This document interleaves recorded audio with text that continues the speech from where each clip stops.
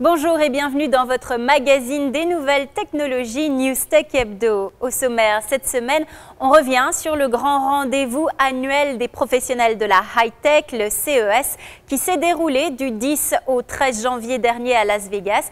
Et on s'arrête sur quelques nouveautés qui feront leur apparition sous peu sur le marché. Avant de nous intéresser au CES, parlons des prévisions pour le secteur des hautes technologies. En 2012, ce secteur n'échappera pas aux effets de la crise en Europe. Les dépenses des consommateurs augmenteront tout de même, mais modestement. Les analystes s'attendent à une hausse de 5%. Selon l'Institut GFK, les dépenses franchiront pour la première fois le cap des 1000 milliards de dollars. Elles risquent de caler en Amérique du Nord et de baisser de 3% en Europe. En revanche, elles continueront d'être dynamiques en Asie, Amérique du Sud et Europe centrale. Et en 2012, les deux produits électroniques phares resteront, comme en 2011, le smartphone et la tablette. Les autres produits sont à la traîne et les fabricants tentent tant bien que mal d'innover. Arrêtons-nous donc en deuxième partie sur ces deux produits qui tentent de faire peau neuve. Parlons donc PC et télévision. Les nouvelles gammes de produits ont été dévoilées cette semaine à Las Vegas lors du grand rassemblement des professionnels du secteur au CES.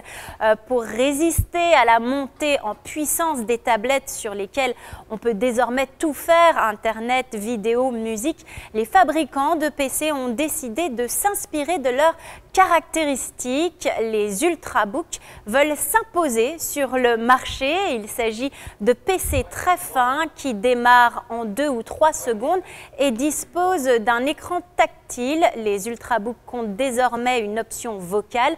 Intel a annoncé lancer dès le printemps cette fonction dans 9 langues.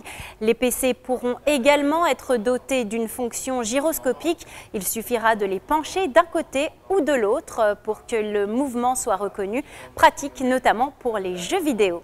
La Smart TV ou télé connectée est également une des grandes stars du CES.